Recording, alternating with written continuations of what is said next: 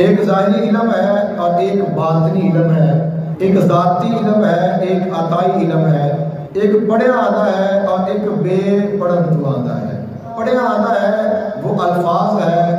علم ہے، معلومات ہے،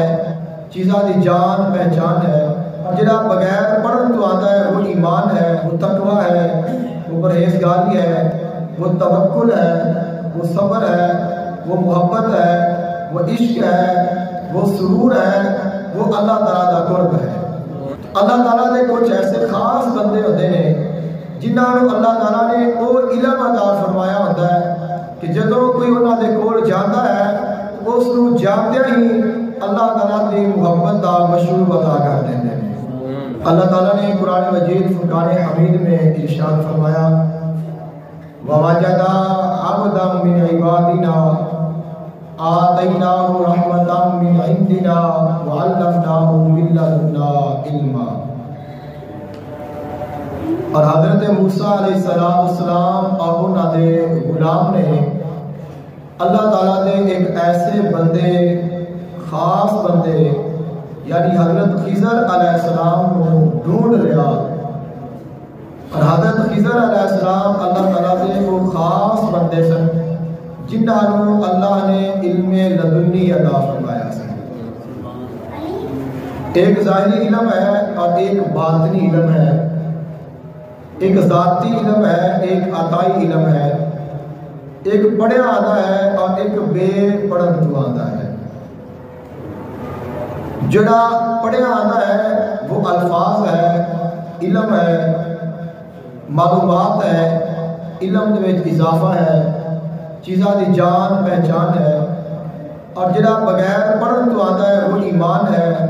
وہ تقوی ہے، وہ پرہیزگاری ہے، وہ توکل ہے، وہ صبر ہے، وہ محبت ہے،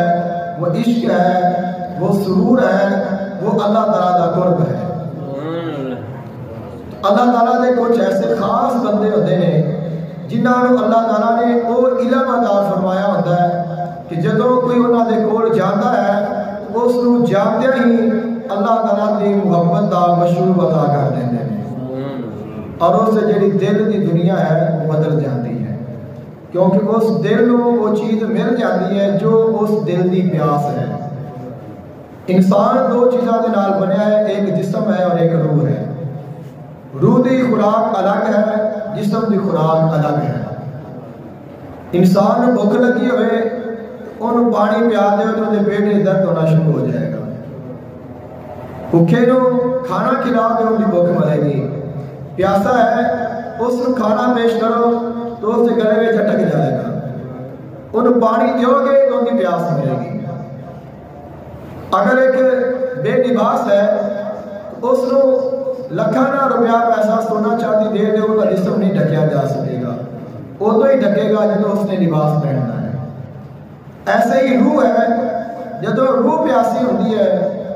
تو روح نو جب تک اللہ تعالیٰ کی محبت نہ ملے، اللہ تعالیٰ کا قرب نہ ملے، اللہ تعالیٰ کی رحمت نہ ملے، تب تک وہ مضطرب رہتی ہے، وہ پریشان رہتی ہے، اور جو ہی اس کو مقصد مل جاتا ہے اس وقت ہی وہ پرسکون ہو جاتی ہے، اور وہ مقصد اللہ تعالیٰ کا ذکر ہے، وہ اطمینان قلب ہے، اور وہ روح کا سکون ہے، اور اللہ تعالیٰ کی محبت